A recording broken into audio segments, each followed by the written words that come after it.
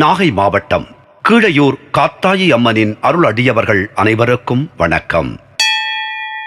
இன்றும் என்றும் உங்களுக்கு மகிழ்வான செய்திகள் தொடர நெஞ்சம் நிறைந்த வாழ்த்துகள். தெய்வங்கள் தாம் எங்கு வெளிப்பட வேண்டுமோ அந்த இடங்களில் கண்ணுக்கு தெரியாத வடிவத்தில் அங்கேயே பூமிக்குள் சிலையாக மறைந்திருந்தார்கள். தமது கனவுகளில் கூறப்பட்ட அதே இடங்களுக்கு உள்ளூர் வாசிகள் சென்று பூமிக்குள் புதைந்திருந்த அந்த சிலைகளை தோண்டி எடுத்து அதே இடத்தில் சிறிய ஆலயம் அல்லது வழிபாட்டுத் தலம் எழுப்பி அதற்குள் அந்த சிலைகளை பிரதிஷ்டை செய்து வணங்கினார்கள். இப்படியாக தாம் எங்கு வெளிப்பட வேண்டுமோ அந்த இடங்களில் எல்லாம் குலதெய்வங்கள் எவராவது ஒருவர் மூலம் தம்மை வெளிப்படுத்திக் கொண்டு தமக்கு ஓர் ஆலயத்தை நிறுவ வைத்த பின்னர் அங்கு சிலையாக பிரதிஷ்டை செய்யப்பட்டிருந்த தம்மை வழிபட்டவர்களுக்கு காலப்போக்கில் அவர்களே குலதெய்வமாக மாறினார்கள்.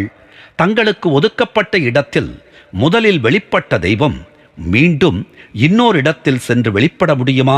இந்த கேள்வி எழ காரணம், ஒரு குறிப்பிட்ட இடத்தில் ஒரு குறிப்பிட்ட உருவத்தில் தோன்றிய அதே தெய்வங்களின் சிலைகள் பல இடங்களில் உள்ள ஆலயங்களில் பிரதிஷ்டை செய்யப்பட்டு உள்ளதினால் பண்டிதர்கள் அந்த குலதெய்வத்தை எந்த ஆலயத்தில் சென்று ஆராதித்தாலும் தவறில்லை என்பார்கள். ஆனால் அந்த கூற்று குறிப்பிட்ட ஆலயங்களில் குறிப்பிட்ட முறையில் விசேஷ மந்திரங்களுடன் பிரதிஷ்டை செய்யப்பட்டுள்ள குலதெய்வத்தை வணங்குவதற்கும் பிற தெய்வங்களை வணங்குபவர்களுக்கும் பொருந்தாது. ஆனால் வெவ்வேறு இடங்களில் காணப்படும் ஆலயங்களில் பிரதிஷ்டை செய்யப்பட்டுள்ள அதே தெய்வங்களின் சிலைகளுக்கு பூஜை செய்வதையோ அல்லது வழிபடுவதையோ பிரம்ம நியதி தடை செய்யவில்லை.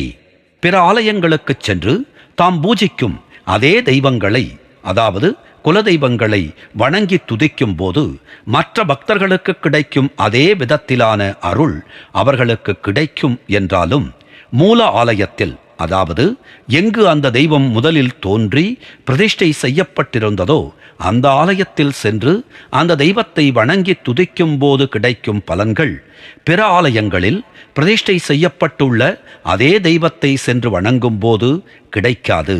காரணம், அங்கு வெளிப்படும் தெய்வீக கதிர்களின் சக்திகள் மூல ஆலயத்தில் வெளிப்படும் தெய்வீக கதிர்களின் சக்திகளின் அளவில் இருக்காது.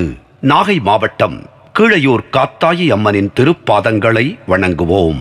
அவள் அணைப்பில் இருக்கும் குழந்தையாய் நாமும் இருப்போம்.